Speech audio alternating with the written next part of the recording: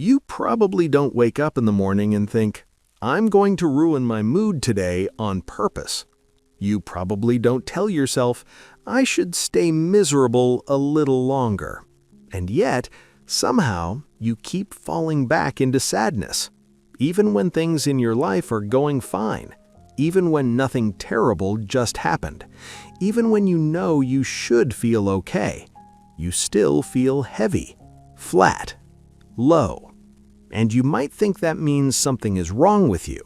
But what if I told you that your brain might actually be choosing sadness on purpose? Not because it enjoys pain, not because you're broken, but because sadness has become useful to your brain.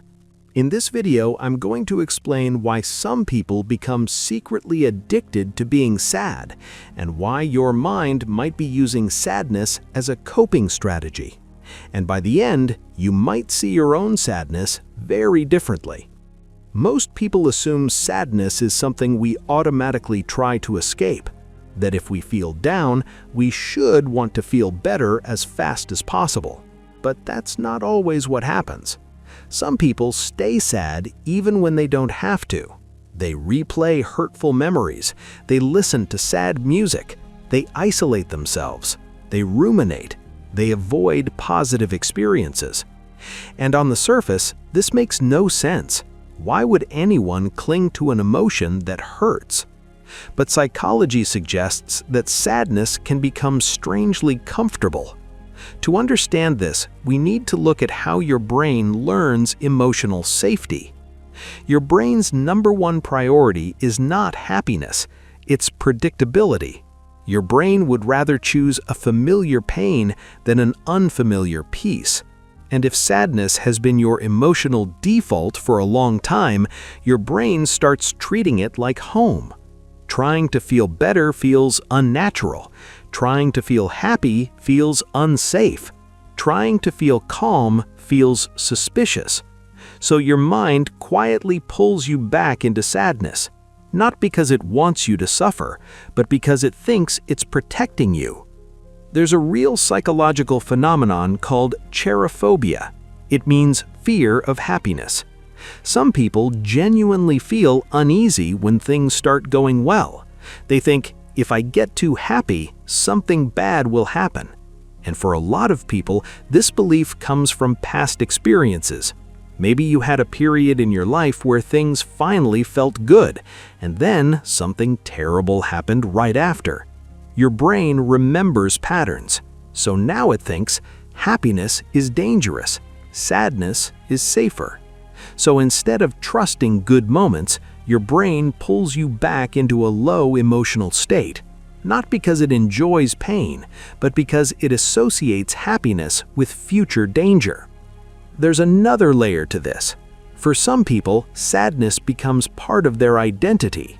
Research shows that people with depression sometimes choose sad music, sad movies, and sad memories on purpose. Not because it feels good, but because it feels true. Happiness feels foreign, unstable, fake. Sadness feels familiar. It matches the story they tell themselves about who they are. I'm someone who always struggles. I'm someone who deserves pain. I'm someone who's broken. Psychologists call this self-verification. Your mind prefers emotional consistency over emotional improvement. So even when happiness is available, your brain quietly rejects it because it doesn't fit your self-image. And here's where it gets uncomfortable. Sadness isn't just emotional, it's chemical. When you cry or feel deeply sad, your brain releases endorphins and oxytocin. These are natural painkillers and bonding chemicals. They soothe your nervous system. They dull emotional pain. They create a mild sense of relief after you cry. So on a biochemical level, sadness becomes self-soothing. Your brain starts associating sadness with comfort. On top of that, when you're sad, people tend to show you more care. They become gentler. They listen. They offer support. So sadness also gets socially rewarded. Your brain learns, when I feel sad, I get relief and connection. And over time, that reinforcement becomes a habit. For trauma survivors, this effect becomes even stronger. Research by trauma experts like Bessel van der Kolk shows that trauma physically rewires the brain. When people grow up in chaos, fear, or emotional neglect, sadness becomes their emotional baseline. Their brain learns, this is normal, this is familiar, this is what survival feels like. So later in life, when things become calm and stable, their nervous system feels confused. Peace feels unnatural. Happiness feels unsafe. So their brain quietly drags them back into sadness. Not because they want to suffer, but because suffering is what their brain knows how to handle. And culture doesn't help either. For centuries, sadness has been romanticized. Poets, artists, philosophers, the sad, misunderstood genius trope. The idea that suffering makes you deep, creative, authentic. So a lot of people unconsciously believe, if I stop being sad, I'll lose something important about myself. They start valuing their sadness, protecting it, defining themselves by it. Then there's the emotional set point. Psychologists call it the hedonic treadmill. No matter what happens in your life, your mood tends to return to a baseline. If your baseline is melancholy, even good events fade fast. You get used to them. Your brain expects sadness. So sadness feels stable, predictable, normal. Happiness feels temporary and exhausting to maintain. So your mind quietly defaults back to what it knows. So, no, you're probably not addicted to sadness because you enjoy pain. You're addicted because sadness feels familiar, feels safe, matches your identity, triggers soothing brain chemicals, brings social comfort, fits your emotional baseline. Your brain is using sadness as a coping strategy, not as self-destruction. And this is important.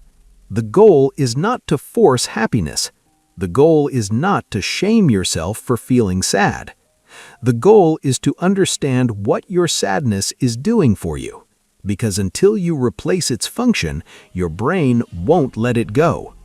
If sadness is giving you safety, identity, relief, connection, predictability, then you need healthier ways to get those same things. Otherwise, your mind will keep choosing sadness for you. And this is the part most people miss. If sadness has been protecting you, soothing you, and stabilizing you, then your brain isn't going to let it go easily. Because from its perspective, sadness isn't the enemy. It's the survival strategy that kept you functioning. So the real question isn't, how do I stop being sad? It's, what is my sadness doing for me that I'm afraid to lose? Because until you answer that, your brain will keep choosing sadness for you, even when you don't want it anymore. If this video made you reflect on your own patterns, then gently tap the like button. It helps the channel grow and allows more people to understand their own minds better. As always, thanks for watching, and I hope this video made you better than yesterday.